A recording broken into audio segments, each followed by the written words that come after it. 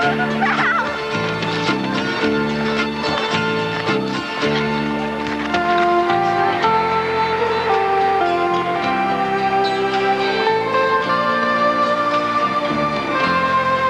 this brush okay?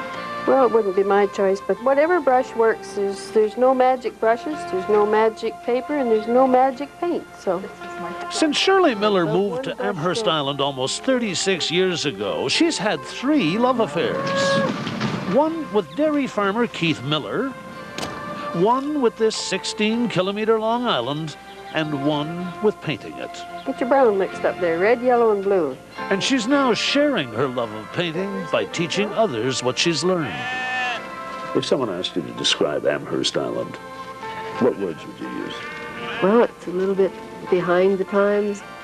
There aren't all kinds of road signs telling you what you should see and where you should go. You have to come here and relax and just look around, because it's all pretty much just the way it was last year or the year before. And what is that? It's not commercial. It's really rural Ontario, I guess. And we all funnel through that boat, so everybody knows everybody eventually. And it's just like a family. You have to put in if you want to get out. And it's a family that took you in 30-odd years ago. Yep. And you're still part of the family. I hope so.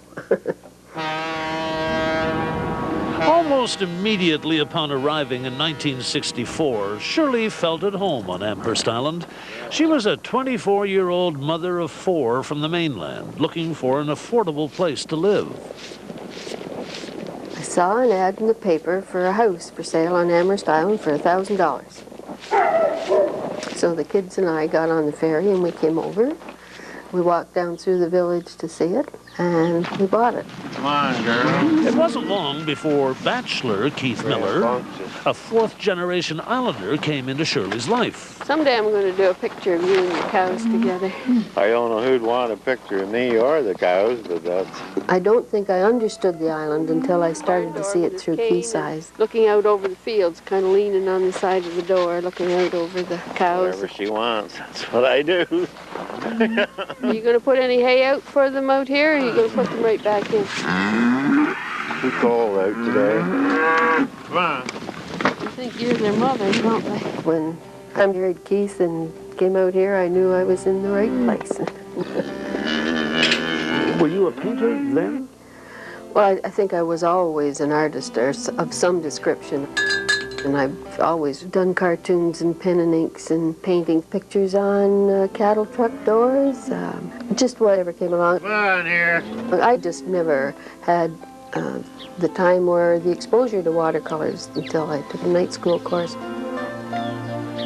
That first course in watercolor painting had an enormous influence on Shirley and helped shape her perspective and style. It's realism, I guess. I am not big on terms, but if it doesn't look right and feel right, it isn't right as far as I'm concerned.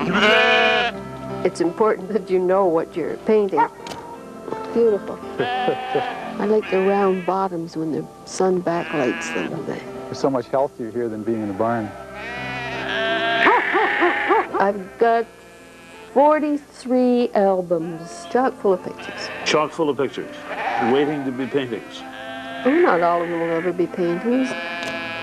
Sometimes I use them as references. Everything you want is seldom in a photograph. Your hand can't paint something that your mind doesn't know is there, so the more material you can lay your hands on, the more the old computer knows what to put on the paper. I'm out. Hi, sweetheart. What are you up to? Well, what do you think? What is it? Well, it's a puddle.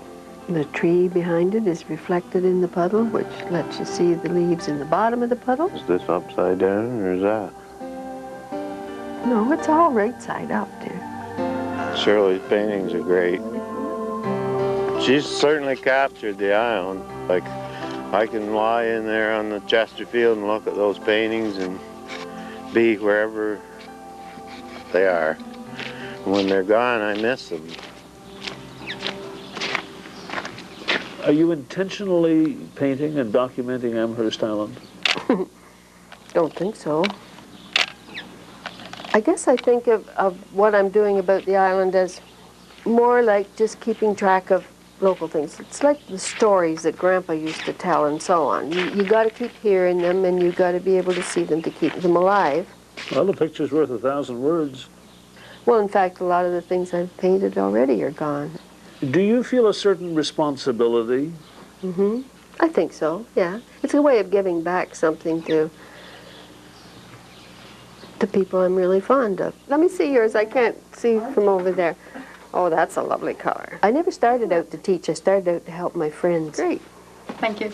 I don't think I really knew how to paint until I started to teach other people. And when you give up on this side of the paper, you can take it off and turn it over and paint on the other side. I have a lot of fun. This is a place that took you in 30-odd years ago and gave you a place to call home. A new chance at life, yeah. And you've paid them back in your own way, haven't you? I hope so. It's the one thing about me as a person that I feel that I'm really good at, and I'm confident of it. It's a great joy. I love it.